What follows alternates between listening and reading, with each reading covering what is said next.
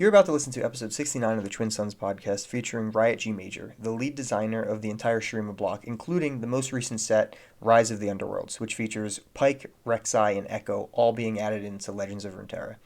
As always, the Twin Sons podcast is brought to you by RuneterraCCG.com. It's your home for articles, guides, a great deck builder, and many more tools. So if you're new to the game or a veteran of the game, there's something there for you. So make sure to check that site out, and I really hope you enjoy this episode.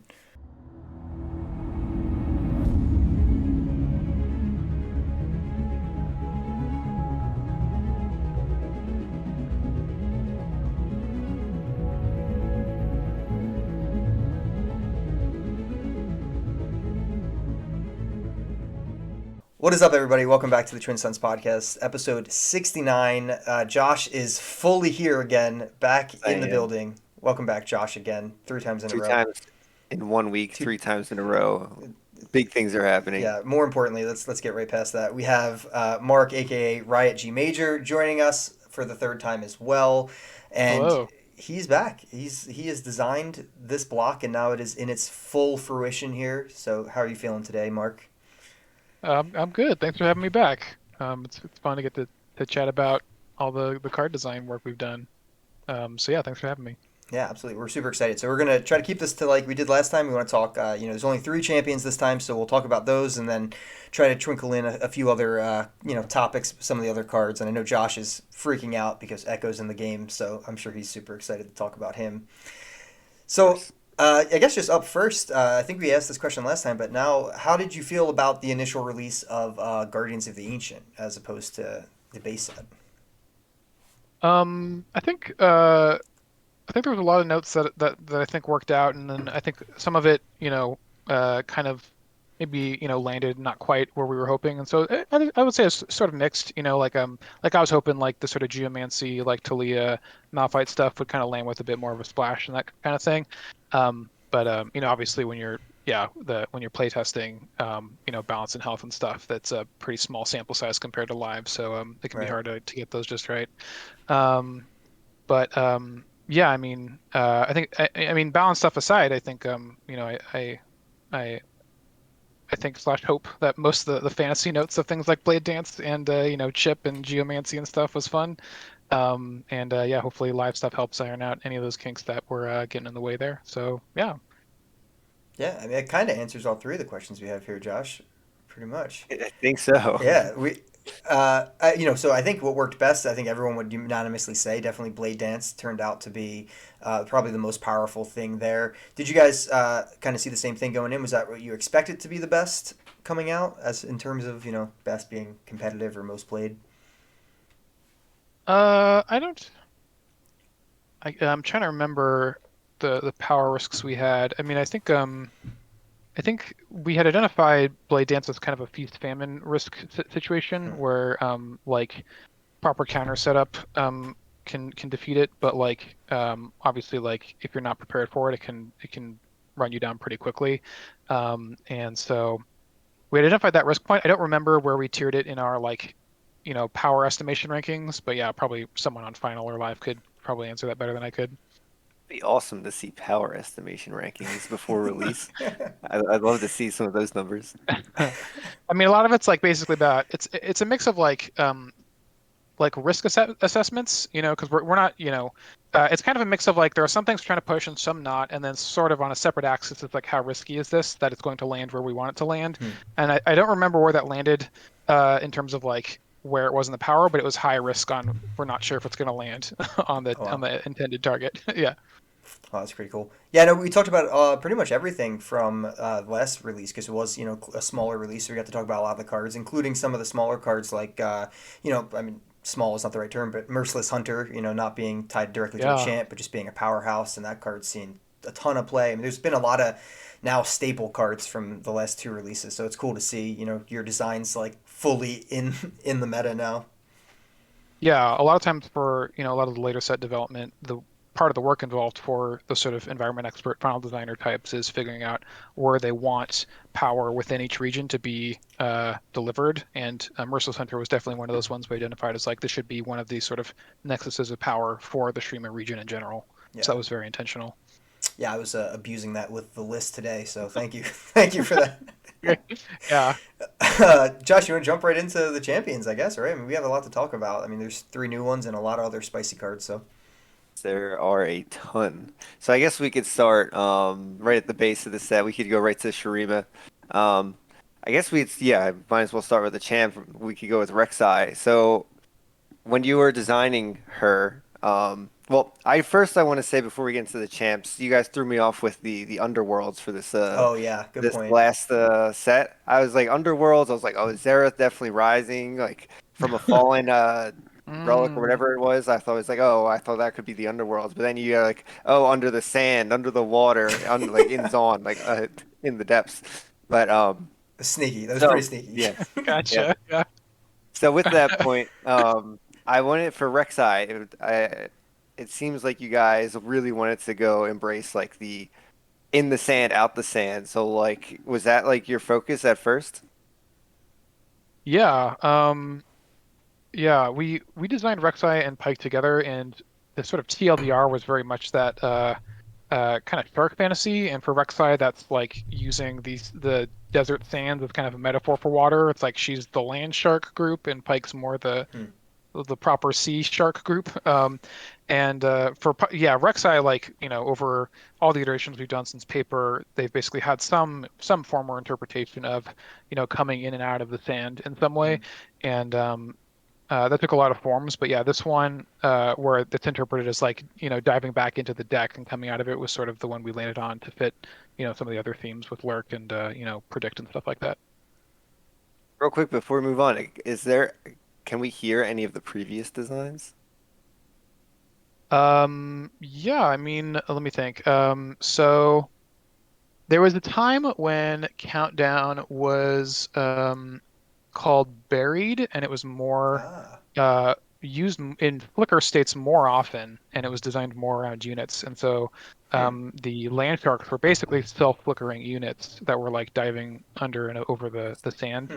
Hmm. And there's various interpretations of that, like it plays with landmark effects, or maybe it's like stealthy, like you can't tell what the shark is, or there's various versions of that. And That was one version that comes to mind where we spent a decent amount of time on that, but ultimately, like we found that what is now Countdown, what was then called Buried, was just doing way too much, and it was really Hmm. complicated. Like the rules layout was insanely long, and we were like, let's actually trim this to like the parts of it we think are going to be evergreen valuable, and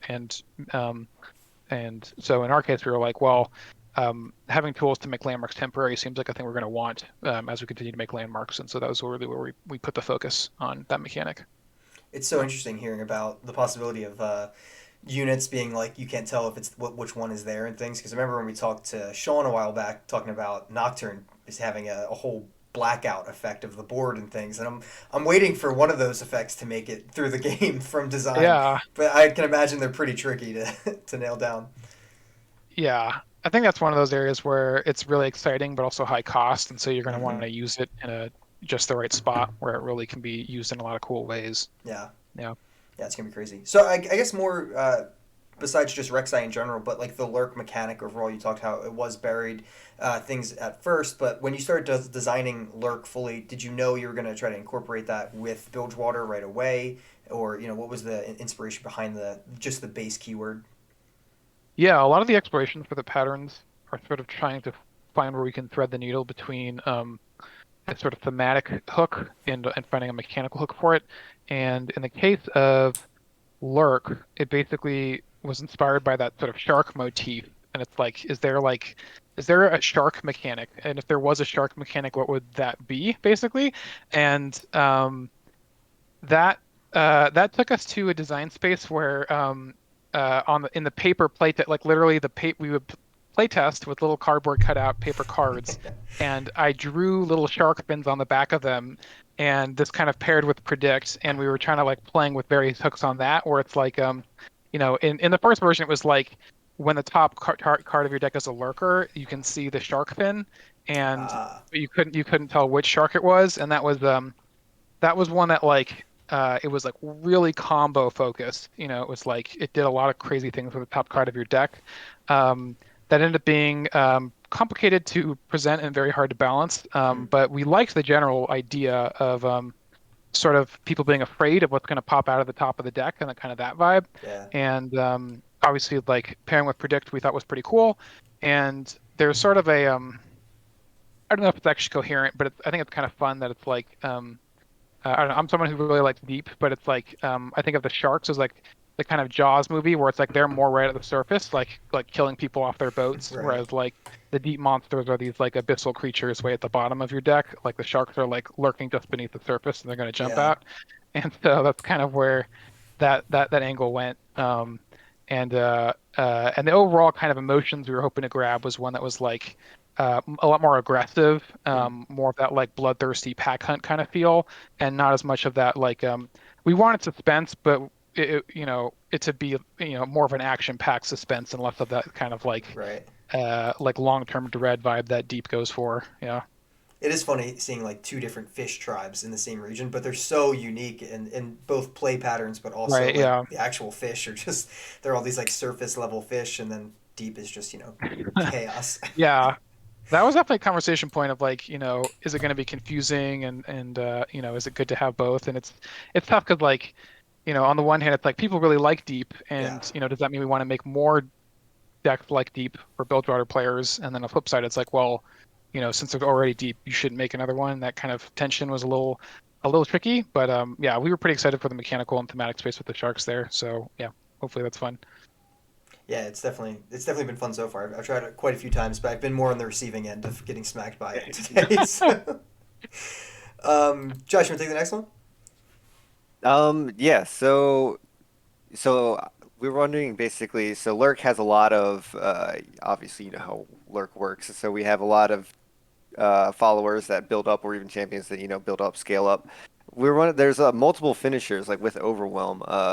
There's like Xerxai, and then there's the other one with Overwhelm that I cannot remember his name. It's the 6 drop. The Dune But we Keeper, just or not a Dune, whatever, Dune Beetle, something. Dune Beetle, yes. We were just wondering, what was the thought behind like giving them these finishers while they're all of their units are scaling up at the same time.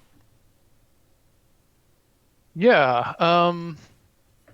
Uh, I think yeah, there's kind of two aspects of the answer to it. I think for me it's like one is like when we're making a somewhat like I don't know if linear is common language, but we're making a tribal deck that's like very like wants to play with itself. I think having a bit of redundancy in that package can be nice just for like things like padding and having some variations and expeditions or other limited modes or like card generation and stuff like that. And so we didn't want to be too shy about like avoiding redundancies. It's like, oh, it's okay if there's more than one drop, for example. Right. And so we weren't too shy about that. And then basically like on the accompanying piece of it was like we felt that Lurk was already a fairly complicated mechanic, and so we wanted to, where possible, constrain complexity to the champions. Hmm. And so the fact that we're like we have a hyper scaling tribe, and we don't want to give them elusive, so what do we give them? They're probably pretty stoked for a little overall. So that's kind of where that ended up. Yeah, yeah, It is funny. I definitely was thinking they were going to get elusive for like the water theme there, but then, I mean, it makes sense that these giant like sand creatures are just getting overwhelming. Yeah, we saw the one first, and then the next day we saw the other one. And I was like, oh my gosh, it's getting real. yeah. Yeah. Yeah, I mean, Shurima, we don't want to give elusive, and then Yep. Bilgewater can have elusive, but when we play tested them with elusive, it was a bit much for people Yeah. because they scale really big, and if you can't block them, it's yeah, it's pretty painful. Makes sense. Yeah. So that kind of wraps up the picture of everything Shurima that we've talked to you about. So I mean, that was the focal point, obviously, of this release was of this entire block. Really was Shurima. It was the Shurima block. It had now 7 champions in the game, right? So there's a whole lot going on in Shurima. I guess did that region so far at least? I know we haven't seen this stuff in play fully yet, but did that shape up to be what you wanted it to be? Did it have like the correct weaknesses and strengths and all that? How do you feel about the overall release of that region? Yeah, that's a good question. Um, I think, um, I think for the most part we had, a lot of the strengths I was excited for, we saw. Some we didn't see. Like I think there's still probably a bit of work in terms of like making landmarks feel like a more broad space that's worth exploring for players. And that's going to Hmm. take time as we introduce more landmark. Yeah. And I'm trying to think what else. Ascension was also one of those tricky ones where it was like, Oh yeah. yeah. I mean, uh, I think we didn't want it to be like, uh, I'm nervous about making a mono deck that's designed to really be too faction defining and too powerful, since mono decks tend to not have as much variety and deck building fun. But yeah, I'd be curious to see the sort of future of the Sun Disk and if that gets leveraged more, Yeah. Right. or if it sort of stays as kind of a lower tier, like for fun kind of thing. And yeah, I don't know. I guess we'll see. Um, and I'm trying to think of. I mean, yeah, there's so many. Like, yeah, when we worked on the region planning docs, there were so many beats in those. I'm trying to think about what else. Uh, I feel like most of the major tools we talked about landed in a reasonable good spot. I think one thing I want to keep an eye on in the future is the region not cluttering up the board too much. And I'll be curious to see how that Hmm. pans out over time, especially if we add more and more playable landmarks. Yeah. The Gosh, I'm totally brain farting on the name, but the landmark that draws on play and countdown, um, that was one of those risk points where it's like we don't want this region to have high volume, reliable draw as like a general rule of thumb. Like we don't want to slap cantrips all over the place because this is a region that is at risk of going too wide or filling up its board, especially if it's playing with Right. a lot of landmarks. And so being careful about that. And Yeah, and then I'm trying to think of like the weaknesses we were looking for. It might be a bit more. It might be a bit better at protection than I think I was planning for originally. Hmm. Although I think Final Design was I think a bit more okay with it having a bit more protection, than we initially planned. Yeah. And I'm trying to think.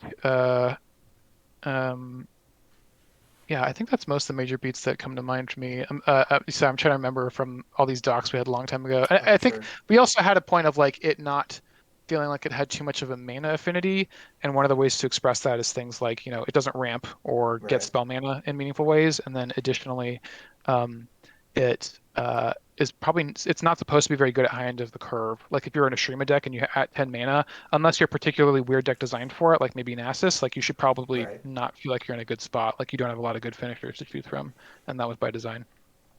Super interesting. I mean, I know the Sun Disc, like you said, we don't know exactly where it's going to end up, but it is cool to see that the three Ascended champions have all seen like extremely competitive play, individually, right? You have Azir seeing tons of play, Nasus has, been in a really good deck, and then Renekton's all over the place as well with various overwhelm decks. So it's really sweet that even though they were designed for this one, type of ascension, they still completely function super well outside of that. I think that really is great for deck builders, especially. Yeah, I think that part actually landed pretty well. The fact Yeah. that like we wanted their level one and twos to still feel like real champions that you could play in real decks like other champions, and the Yeah. level three feels like an extra thing, Yeah.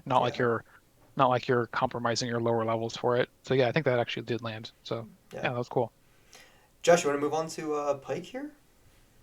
Pike. Yes. I think earlier you said that Pike and Reksai were designed together. When you said that, did you mean like they were both designed at the same time, or did you design one and then fit the next into like to match that? They were designed basically at the same time. Hmm. A lot of times for our exploration work, we start with pairs and like the sort of like the sort of minimum viable product is at least these two champs should be playable together, and then ideally we can also support a wider breadth of options. But there's sort of like this notion of like we need to at least have some guarantee that there's something not stupid to pair up with for each champion, and ideally it's probably new champions playing with each other is like a good place to start. That should be like an exciting place for players to play, and so we tend to sort of start from there and then branch out. Um, and so, yeah, I mean that pairing was very inspired by, it's the sharks in the water and the sharks on the land, and playing those together as the shark deck. And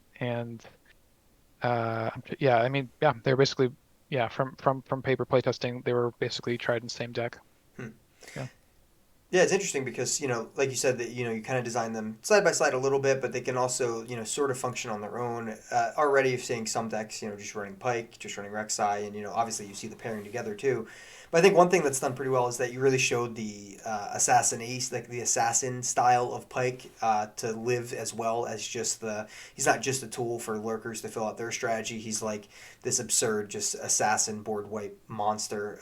So, how did you kind of fit that into, whereas, Rek'Sai is more the leader of that pack, right? She is giving lurks double buffs. She is doing that, but Pyke has his own little playstyle. So how'd you fit that in? Yeah, I mean, I think uh, as we realized how like complicated Lurk was and the kind of patterns it was incentivizing, Yeah. we were really excited to take the champions and really make those the complicated like final complexity into there if we're going to use complexity anywhere, and also make those really the high points and the surprises for Lurk, and sort of exploring like what are the different ways you could be surprising, and uh, the the distinction you described there of like Rek'Sai kind of leaned into the pack hunter. She's sort of also kind of harder to control, Mm.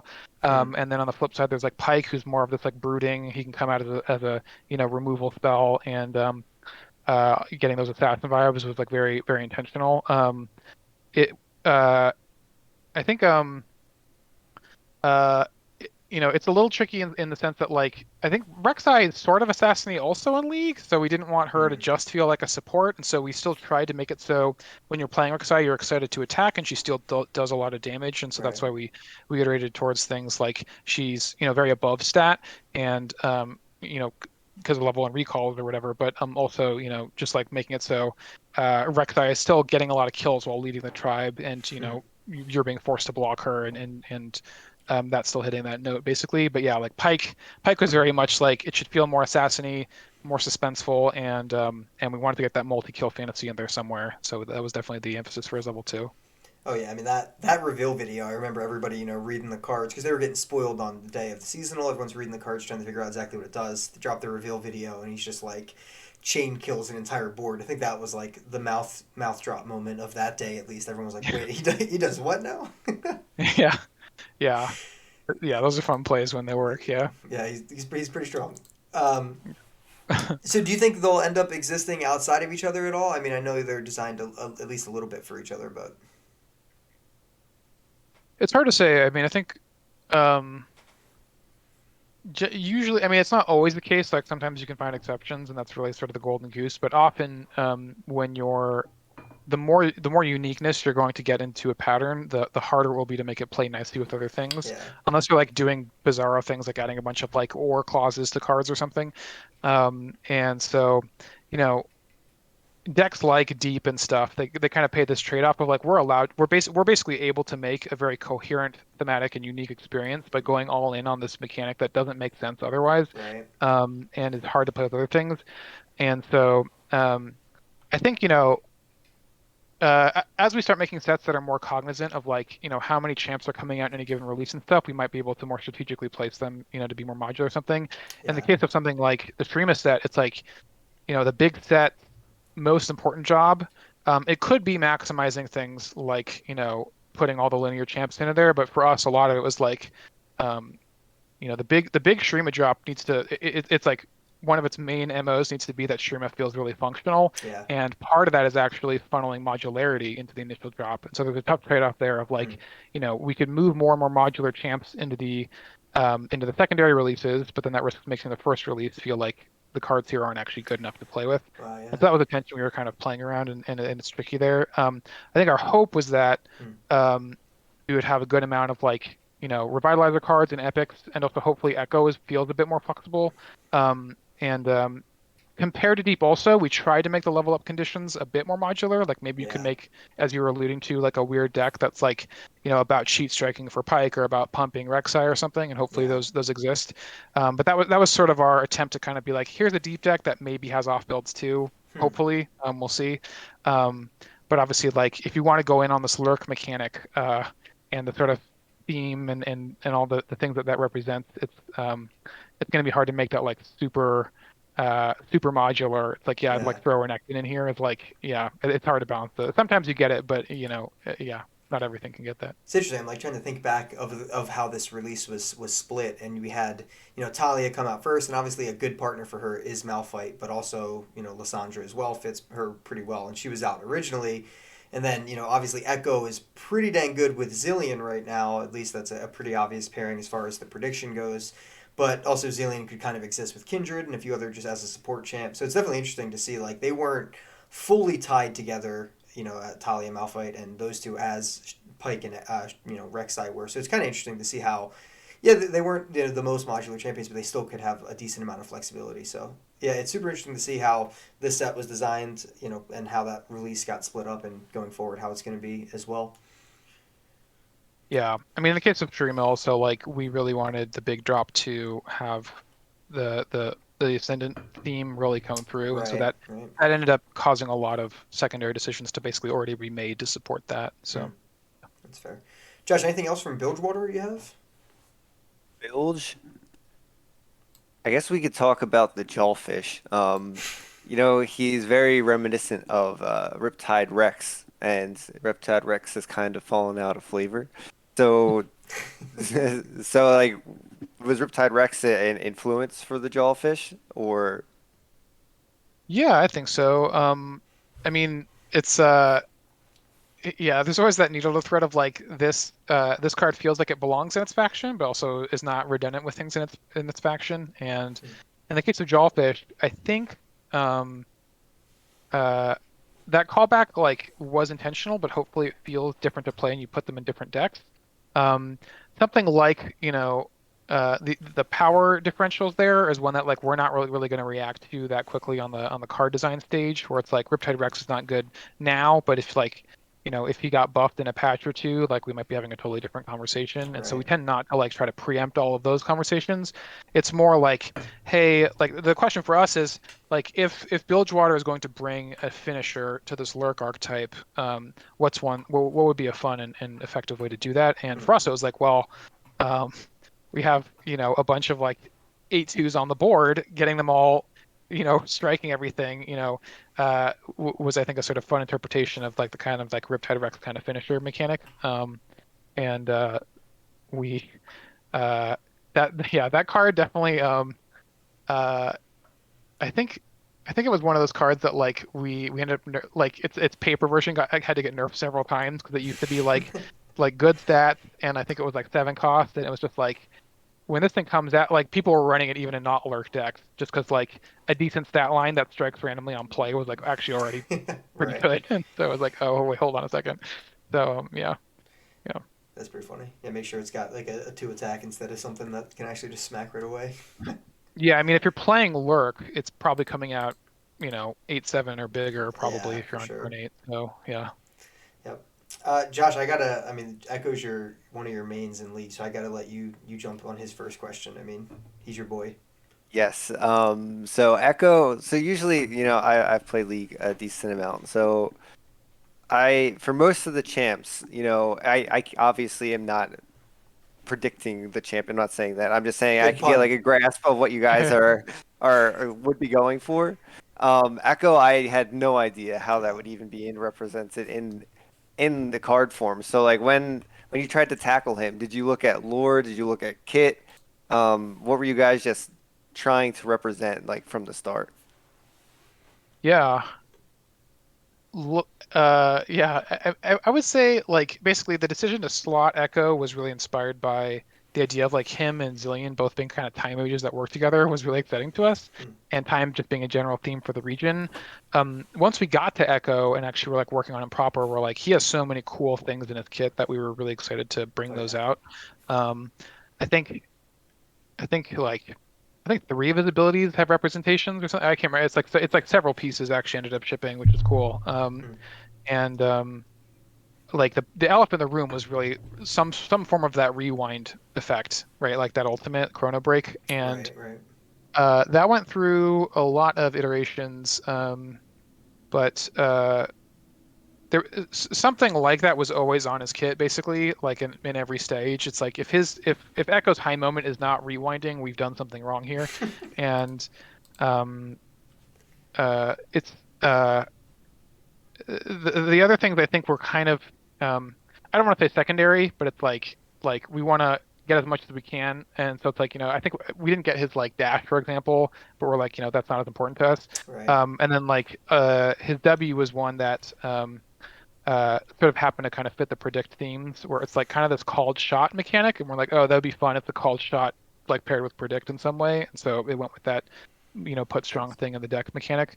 And in general, that kind of that called shot, like taking risk kind of feeling, ended up being a thing we kind of doubled down on, where it was like Zillion was more of that long-term thinking kind of character, who's sort of in it for the long game, and Echo is like, I'm gonna jump in and fight some people, and then like rip the Z drive if I mess up, or if I need like something in my toolkit, and so yeah, I mean definitely like I remember in playtest there was a couple playtests where both times I was like fighting suicidally with Echo, so that I could predict into something that would save him, or another copy of Echo, and I was like, this feels right. This feels like I'm like kind of, it's like that cinematic he has where it's like he's getting in over his head, but he has do-overs, Right. and so that's when I was like, okay, I think we're onto something here, where it's like he takes risks in order to predict into actually he's fine, and Yeah. actually he's beating you, that kind of thing. I think I had like the same question about Zillion, Josh. Like I was like, he's such a unique champion who's got like 10 things going on with his kit, Yeah. and also like, as far as lore goes, one of the crazier. I mean, he's like this, ancient timekeeper. It's super crazy. So Echo's definitely got that same vibe. It's funny that they end up being, kind of a little bit made for each other. Um, I guess one of the biggest question is like, how did you end up falling on the as far as, yes, he has a couple things that bring him back to life and they have that trick, but you kind of made one of the big payoffs shuffling things into your deck to then go dig out. How did you Yeah. make that like the big payoff for Echo? Yeah. So Predict came fairly early in set development because we wanted Shurima to have some sort of time magic feeling consistency effect other than card draw, basically, Right. because we were already going to have, the things I described earlier. And when we were playing with Predict, there was basically like two main like we had a card resembling Fallen Feline in there, and the Bat Troop. I can't remember the name right now. The Sumpworks. I can't. God, I'm really The bad at names. I'm sorry. Curian Yeah, guys. yeah, yeah. Yeah. We had a couple of those, and then we had a bunch of cards that were the first mechanic was like it was a lot more uh it was a lot more augment like. Like we were Okay. toying with mechanics that were like, hey, like if you've changed the ordering of cards in your deck this round, then I have a buff, or each Hmm. time you do it, I have a buff, or other things like that.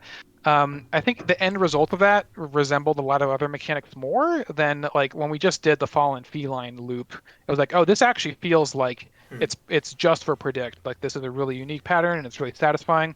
I think it's also good in that I think it adds a lot of texture and excitement to predicts, whereas I think predict and scry like mechanics can end up feeling pretty optimize-y, and like I'm sort of here to just optimize my draw consistency. Where Yeah. like Yeah. predict can do that, but if you're going to build a deck around it, let's find something more exciting than just like consistency dot deck. And so having those high moments that you're adding to your deck and making those your win cons was Hmm. something that felt really natural. And so we sort of chucked everything else that was like this is like augment or deep or whatever for predicting, and said let's actually embrace the Hexite crystal and the Hmm. chrono break and all that stuff, and make that what the deck's about. That's actually really cool. Yeah, because I was thinking, when Predict did get revealed the first time, it was a lot of high value, reviews of it. Because essentially, yeah, okay, I can just play this ancient clock tower thing, and I get a nice predict. I get a 2/2, and it's just really consistent, fixes my draw, helps me find my champions. And then on the other side, like that doesn't really sound a whole lot like Echo. Echo's more just kind of crazy. So this is just great that he ends up just throwing a bunch of stuff in and getting reduced. And I played Echo most of today. It was him and Reputation is what I was playing today. So Echo he definitely feels pretty nuts. Josh, I mean, you actually play Echo in League. I don't. I'm not smart enough. But how do you feel about his kit being transferred over? You feel like it feels like you're playing Echo? I really love it because it feels like Echo, but it's like a more in depth. So in League, it's like, yeah, you roll, you have your time winder, your throw, but it's just kind of like a skill shot. Here, it's like you're attacking, and then it's like, oh, if something goes wrong, I can possibly have a do-over. I could possibly have a do-over. And then it's like when he gets to that mid to late game, he's bringing a whole, um, like your whole follower thing forward in time and attacking. Or if he attacks and dies, you're bringing it back in time and attacking again. So I actually enjoy, I guess, what you call his Runeterra kit more than I enjoy his League kit. Hmm. I just feel like it better represents him as being like this time winding kid. So Thanks. Yeah. Um, yeah. I mean, in some places, I think we actually have a lot of we have a lot of tools that League doesn't have, and vice versa. And so I think like yeah, it's like I think there's other examples of that, like Aurelion Soul or something, where it's like we have access to tools in the card game that we don't in the MOBA. And so Yeah. yeah, like in a MOBA, it's like you can't manipulate the future kind of stuff that hard because we're like trying to have fair dueling and stuff. Whereas in this, it's like, well, you can have cool engine shit going on your side of the board. Oh, sorry, engine stuff going on your Yeah, side you're of the good. board. Yeah, sorry. Yeah. No, you're fine. Yeah, I think when Umbridge came on, he asked we were rated, and he said, "You rated PG?" I was like, "I don't know. Like, we don't really have one." He's like, "So unrated. Let's go." Umbridge was very That excited. sounds like him. Yeah, he's pretty dank. um, okay, one thing that I'm a little curious about with Echo is that essentially, I mean, I looked through and P and Z really only has two predict cards. Now I know that technically Echo creates one of those as well on Strike, but that does seem a little bit limiting as far as like if you want to level him up consistently, you might have to run him with Shurima. Was that a fear of yours going in, or how did you feel that played out? Um, yeah, that was kind of a tricky balance because Piltzon is a region that already has a lot of consistency tools, Yeah, so we were nervous to give them a high volume of predicts. Like if they're a region that has a ton of permutations of predict and lots of them are playable, I think we probably get into a territory of like we've overloaded this region with those mechanics. yeah, And also like we in some ways we have a job to make it so Shurima does bring unique things to the table. Like other regions should think of Shurima sometimes when they're deck building. yeah, right. And so that was a tricky balance. And then we kind of in some ways Shurima paints itself into a corner because we wanted Shurima and Predict to not draw, because we wanted to feel more like a long-term kind of time theme for them because they're more about that like eternity vibe and that ancient preparation kind of vibe. Right. And we also wanted to avoid that card flow volume, and also we wanted to play uh, with lurkers who you don't actually want to draw. And so there was a lot of balancing act to do here, or it's like we want predict to feel like a Sherman strength, but time trick we're putting in Piltzon. Hmm. So we kind of had this tiptoe dance of like, well, we don't want to give Piltzon too many raw predict tools. They sort of already have time trick, and so we don't want to go too crazy here. And we want Sherman to have unique strength. So, Yeah. anyways, yeah, that was a tricky balance. I think Echo. Uh, I think there's a decent chance I don't know for sure. I think there's a decent chance we'll see more predict in the future just because it's a kind of fun little thing that you can throw on for rewards and stuff. Right. So, um, right now Piltzon is two. I could maybe see them in the future, them getting a bit more, and then yeah, I guess I think the hope was that Echo had enough self-sufficiency where like if you're running Practical Perfectionist and Time Trick and Echo, there might be some off builds that can level him. Yeah. Um, that might not be realistic anymore. I don't know. I mean, like I think he got tuned. I think his tuning changed a bit over time, where it's like I think he cost more and the level up got more steep or something. So maybe that's hard now. But Hmm. yeah, I think that was the hope was that it wouldn't be too narrow. Although it should feel pretty natural to play the time mages together more or less. Yeah. Yeah, I mean, it does make sense. They're literally like the society of time mages, so they should probably be pretty good at predicting. Yeah, Yeah, and I mean, Time Trick itself is like one of the best predict cards. I think. I think it's absolutely incredible. So they did at least get, PNZ did get like one of the better ones, as well as Echo generating them on top of that. So yeah, right. yeah, it felt fleshed Yeah. out so far. Josh, anything else about PNZ? We have some community questions and outlier questions, but I have, I guess, a general champion design question. So when you were talking about Echo, you mentioned, three or two or three of his abilities get shipped out as cards. When you are designing individual champions, do you take their abilities from League and kind of make cards for each of them and then go from there? Is that like a general practice that you guys do? It's pretty common, yeah. It's not something we always do, but when you're working on papered card designs, you kind of have like an infinite possibility space. And so having some anchors where it's like, hey, Hmm. I'm going to try to make 10 Echo cards. Let me throw in his abilities on a few of these lines and see if anything good comes out of it. And that's a pretty normal practice, I would say, in general. And I think I'm someone who comes from a League background. I worked on League for several years, and so for me, that's those resonance points are maybe more important to me than some other designers. Like I'm always trying to cram more champ abilities and champ references from Yeah. League into the kits. But yeah, I mean sometimes we don't really. I would say it's sort of opportunistic. Like we were like, Echo needs to rewind. That definitely needs to be in here. But like, if one of his base abilities doesn't make it, if his passive doesn't make it, that's fine. If it does make it, that's great, and sort of organically explore from there. And it's going to vary by champion. It's like what's actually important on their kit, and is that important to the character? And that might become a goal that we're going to find a card to do this Hmm. effect. Um, like Ezreal needs to Mystic Shot somehow or whatever. But yeah, it's going to vary by champion. Hmm. Very Yeah. interesting. So we have some outlier questions. Just since there's only three champs, we want to talk about a couple of the other cards that also came out from various regions, as well as a couple questions we read from the community.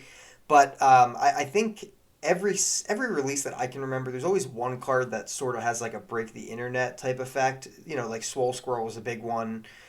Chip was a huge one. Yeah. Um, I think if anything, maybe the most memeable card yet is the Volunteer Elmuck. I mean, that thing, I see that thing's Hmm. face every day on my phone now. Why was now the right time to bring back Elmucks? I mean, what's going on there? That's a good question. We For each set we basically budget some revitalizer kind of card slots. We're like kind of revisiting old themes, Yeah. and that's an area that we have a lot of discretion on that. It's not like it needs to pair with a particular champ in the new release, and so when we're looking back on like what are the old decks that could use a revitalizer, like a lot of it's like, oh, it's been a while since we've done X or Y, or I have a good idea for X or Y or whatever. And Elnuk, I think it was Noah Seltzer, the final design lead. I was He's gonna was say like, you're gonna say who it was, or yeah, he liked them. I think I want to say both the Elnuk and the Yeti thing, or like he was really gunning for those. And so I think you could probably attribute both of those showing up to him because I think he likes those those weird Freljord monster decks, those hipster combos. And so and I'm all for weird hipster combos. So I'm like, yeah, let's go for it. That's where that ended up. people were very excited for both of those cards, so he definitely did Yeah, something right. Elmucks, people were freaking out. I mean, the thing's hilarious looking as well, but yeah, people were really excited to play Elmucks again. Pretty I got nuts. messed up by Elm great. yesterday. No, no, I haven't seen it And yet. Yetis. Oh I got gosh. there was two different games. Yeah. Noah. Um, so speaking about kind of revitalizing old archetypes, but this isn't even fully like it was something that really needed it. But Shen got what people call a boat now. So I think that Yeah. comes from Bilgewater. When that release, Rising Tides came out, every card that drew one of the champions was the Siren. You had the Leviathan. They were all boats, and then Jarvan got his dad as a boat, and now Shen has probably the dopest boat of all time. It's literally my phone background right now. It is. I mean, Shen just riding in on a tree with a portal. I Mhm. mean, how did this come about? Yeah, that's a good question. Yeah, I mean boats. Yeah, I mean I think we like the boat design space as a design team. And the question of like, I think I could be misremembering. I think we started with, hey, let's make a boat. Who should we make a boat for? Not like we need to fix Shen. Um, I'm just remembering now. I can't remember who said it. There's like a joke where it's like, um, Draven's biggest fan is the game's smallest boat. I don't know if you've heard that from anybody, but I haven't heard like, that. It's I was like, gold. that is such a narrow joke in terms of audience, but I know what you mean. Um, yeah, so for Shine Protector, for Shen, yeah, I mean, I think in some way sort of shows how long the turnaround time is. But like, there was a time when people were like, Shen's bad. No one plays Shen. And so I could be misremembering, so don't totally quote me on it, but I think Sacred Protector, I feel like when we made that card originally, Shen was not as popular.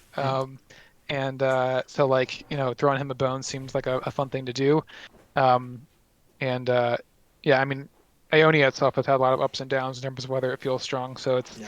it can be hard to capture like what was the sort of sentiment at the time on things Yeah. on who needs help right now. And yeah, but um, that was also one where I think at some point in that design process fairly early on, it was like, hey, it should be uh, that big nature elemental thing from that video, Oh man, and yeah. I think that kind of sparked it and made it a bit splashier, and us a bit more excited to finish that out and ship it. That was also my background before. So yeah, that's totally Yeah, speaking to my vibe. I mean, it's yeah, hilarious. I own your board all day and just, all that stuff is super great. Yeah, and it has an insane ability. I mean, just granting double attack to all allies with barriers is a super. I mean, as far as boats go, I mean, they all have pretty other than I guess Draven's biggest fan. All the other boats have pretty absurd, payoffs, dealing double damage with all attacks and spells, and Leviathan nuking the Nexus. So it definitely fits in that theme there. It's massive. It is solid. Josh, you want to take sweet. the last outlier card? Yeah, so we have this amazing card, Atacon. Wow. And basically, did you guys get like the art before you designed it, or did you design it and then get the art? Because like that card is just insane all around. It is. Yeah, it was actually the latter. We were when we were working on like LeBlanc units, we were kind of like, well, this five power kind of theme. There's already a lot of card support, so we don't really need to push five power on every slot. Like we can probably do like not revitalizers, but that equivalent of like this is a card that like maybe could be LeBlanc affiliated, but like you play in other decks maybe or something. Right. And sort of along those lines, like we were kind of um I don't know what was in the air at the time, but like things like the kind of like Cithria 4, that like big 10 drop splashy thing that kind of like is a hype card for players who like that kind of big bomb drop. Yeah. We were like, it'd be fun to get one of those in Noxus, basically. And so we kind of we kind of presented to the theme team, like, hey, here's a bunch of LeBlanc followers, a bunch of Glass Cannon, Sneaky Assassin, 5/2s, and also here's this, you know, intended to be like 12/12 10 drop. And so it's just like we're like, what do we do with this? Like LeBlanc doesn't like, yeah, what do you like? And so that was like a kind of weird, we had like a sort of creative brainstorm where it's like what possible thematic would make sense for a LeBlanc follower that's like a 10 drop 12/12. And is it going to be an animal or like a big guy or something, and or like maybe a construct? And so, part of that was us navigating like what is unique to LeBlanc, and we sort of narrowed in on those that kind of cultist vibe. And so it's almost like, the cult knows a lot of dark magic, and like maybe in extreme circumstances they would like kind of have those sort of deal with devil kind of moments where they might summon something kind of otherworldly to try to do something. And so it's like, hey, it's going to be this like world ender shadow demon thing that they summon. And so that was like, yeah, we were like that, yeah, that sounds cool. Yeah, I mean that art is like absolutely bonkers. It's one of the best of this set, I think. It's behind Shen's boat, behind that, but it's pretty nuts. Yeah, I was actually playing today, and I was playing against a just like Hecarim deck with Noxus, and I was like, I have no idea what this deck's doing. I was sitting on 20 health, I felt good, and then they Spectral Matron that thing out on like turn 8, and I was like, oh, I forgot about that one. That one seems good. That's a fun one. Yeah, got OTK'd. I was like, wow, that thing, I gotta respect that a little bit more now. That thing is super legit. So we If you have. never clone it, they'll snowball. That's really fun too. Oh Yeah. God, yeah, Not realistic probably, but if you ever pull it off, it's fun. it will happen. Yeah. Yeah. Oh geez, Yeah. yeah. So what, they all double, and then he doubles off of that one doubling. That's chaos. Yeah. Yeah, yeah. I mean, he is like Pretty sweet. the essence of war or whatever he is. So I'm sure Yeah, yeah. makes sense. Bringer of Ruin. Sorry, Hmm. bringer of ruin. We have a couple community questions. First up is Wampa. Wampa just wants to know, what cards are you looking forward to the most for fans reacting to this set? Fans reacting to? Well, I guess I kind of already saw a lot of the spoiler reactions, but yeah, I guess like what am I excited for players to sort of play with? Yeah. Yeah. I mean, One answer is just like I'm just broadly interested to see what happens with Lurk. It's a weird mechanic. I felt like Deep was in some ways kind of a design risk that was taken that I felt had paid off. Like I thought a lot of people really liked Deep, and so Yeah, for sure. I was like, this is kind of like it's kind of deep, but also kind of the opposite of deep. It's like hyper aggressive. Everything dies on both sides of the board. And I'm curious where that lands. Like when I want to kind of just chill and just like like attack all every round. Like I find Lurk really fun to play with, but I don't know if other people like that. So I'm really curious where that will land. Um, I think if I'm picking like single cards, um, let's see, some of the big ones. I think the Yeti I might be more scared of than excited for. I I was don't waiting for the know how Helm knock. reliable it's gonna be, but like, well, yeah, I mean, the Elm looks. I could be totally wrong. My guess is the Elmlock will be like a fun, cute thing and not a rage-inducing thing, whereas like the abominable Yeti thing, uh, I've played against that and I was like, wow, that was some BS, which just happened there. He just free summoned a bunch of. I was like, I don't know, like, and so like that, we'll see where that lands. I'm kind of curious if there's like, a big Watcher deck comes out of it or some other combo deck. So I guess we'll see. Um, when like, gosh, Glorious Evolution is also one of those ones where it's like I think it reads the meme deck, and maybe it is, but also like uh it's just like if you can find some way to be like a control deck that's somehow low on costs, Hmm. like when it goes on, it's like your whole hand comes out like almost for free, and also everything's like a 13-2 with elusive or something, and so you just like I think it's like pretty fun to use, and so I'm curious if that can be playable in the deck. Hmm. Yeah, it's gonna be crazy to Say no watch. more. Yeah. Hey, I'm all I was really about gunning Victor, for so the. Oh yeah, yeah, yeah, yeah. I mean, yeah, it's super Victor oh inspired. yeah. Yeah, it basically like started with the theme idea. It's like let's make a Victor card where like he gets his revolution wish. And so it's like, okay, what is the card that says everyone is cyborgs now? And so that's how this line of text came about. And I was like, I was really gunning for like the art particle department, be like, hey, can we get some VFX in here to sell this effect? And I thought they did a really cool. I really like that like revolution robot like cyborg Oh yeah. overthrow visual they did, and so I was like, this is a sweet card. I really hope people play it. Yeah. Now I gotta go try it. Josh, you want the next one? We got two more for you. Well, I was stuck on Glorious Evolution, and I was just thinking. He said control deck, so I was like, "How does this work with Karma? And Oh gosh. does the evolution happen twice?" I would guess yes, although I don't know how that would resolve with the augment. Yeah, that's a Yeah, good question. Yeah. but I you're like control deck, low cost. I was like Or Ionian yeah, the cost. Karma, Yeah, yeah, I know what Josh is doing tonight. yeah. Karma's evolution. That's it. Okay, on to back to the community questions. So this one's from Jevs. It says, how does Riot feel about the pre-made decks versus the flexible packages? The set seemed to have more pre-made synergies, which is great in my opinion, but limited creative deck building a bit. Yeah, I think um I would say we prefer modularity and more deck building variety, but we also a lot of times we find design spaces where it's like in order to support this fantasy and really deliver it, it's going to take a lot of linear mechanics, and so it's a tricky trade-off of I think basically what we look for is variety in that dimension. Basically, it's like we want some modular and some linear. We want some champs that are all about deck building breadth, and we want some champs that are more about satisfying and clear themes that you can play with. Like I don't know, like a lot of tribal decks, for example. It's like if you're a hardcore deck builder who likes brewing, tribals probably don't excite you as much. But there's a lot of players who are really excited to actually control F Elnuc or what. I mean, maybe Elnuc's a bad example because it's kind of a puzzle you need to solve. But a lot of tribes are not puzzles. It's just like enjoy playing it. Yeah, right. And I think that logic extends in other places where it's like something like deep is um, it's a thing where I do think like I would guess in the future we will probably try to not be too as prescriptive as we have been historically if we can, in that I think releases are on average smaller than when a lot of the original like sets R&D took place. And so, knowing now, it's like, if I was to do another set, I'd probably have more strategic thought ahead of time. Like, okay, let's make sure that like even for small releases, there's like a good amount of decks you can build.